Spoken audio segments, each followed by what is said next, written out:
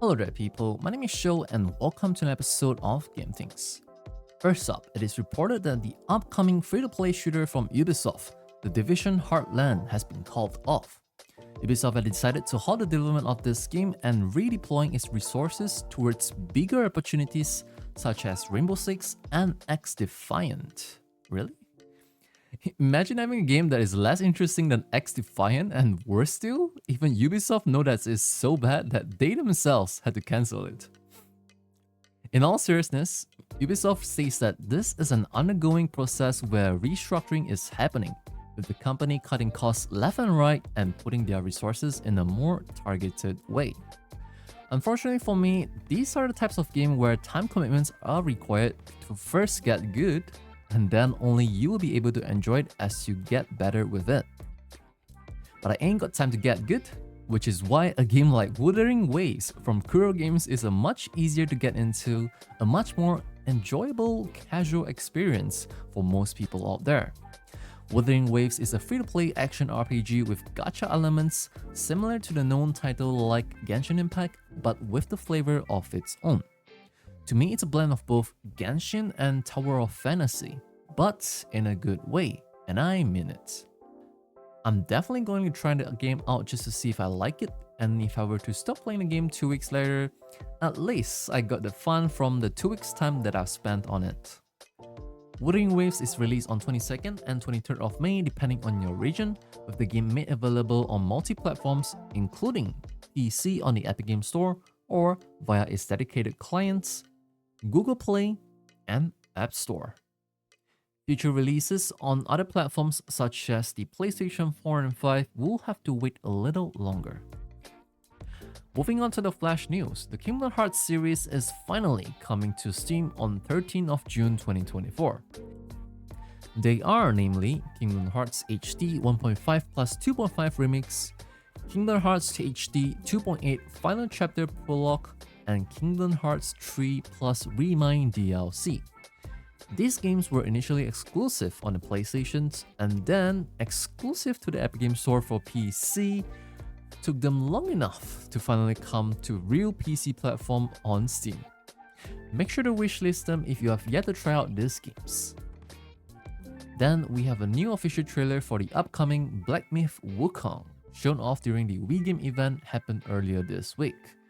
This game reportedly will be offering a New Game Plus mode, featuring multiple endings with more than 160 enemy types and more than 80 bosses in the game, according to a reputable source from X with the username Ignis the Wise, aka Lunatic Ignis.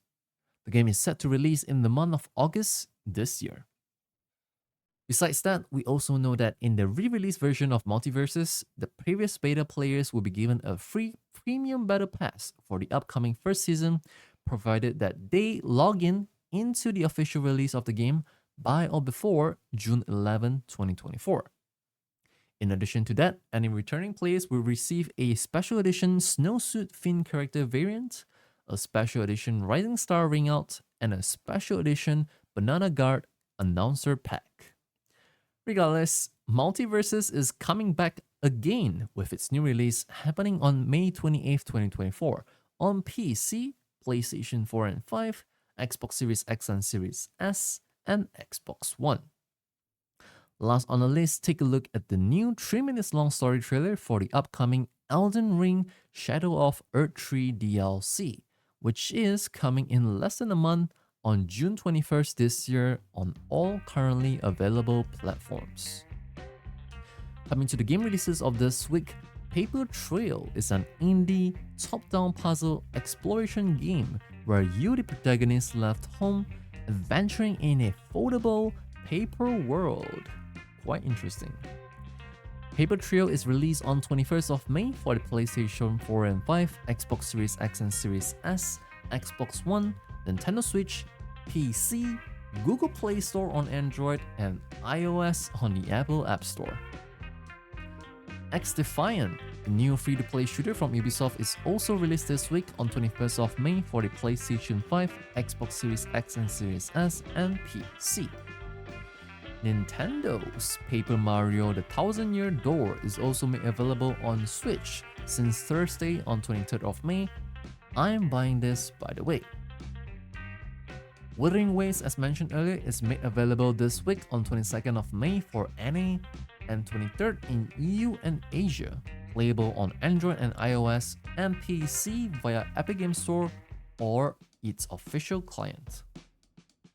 Last on the list, Senua's Saga Hellblade 2 is one of the games that you will not want to miss, poising to be a good sequel to its previous award-winning Hellblade Senua's Sacrifice.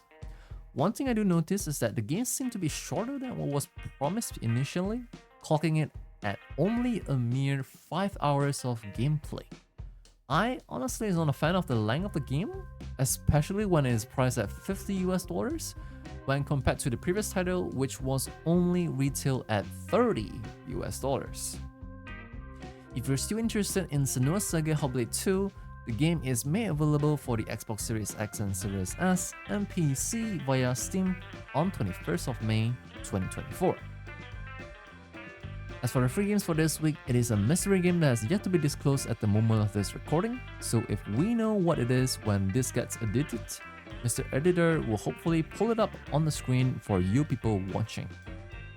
The game should be free to claim for a good whole week, with the offer lasting until 30th of May. And with that comes to the end of this week's episode of Game Things. Consider giving this video a thumbs up if you find it helpful, subscribe and click on the bell so that you will receive notifications whenever we have a new upload here on YouTube.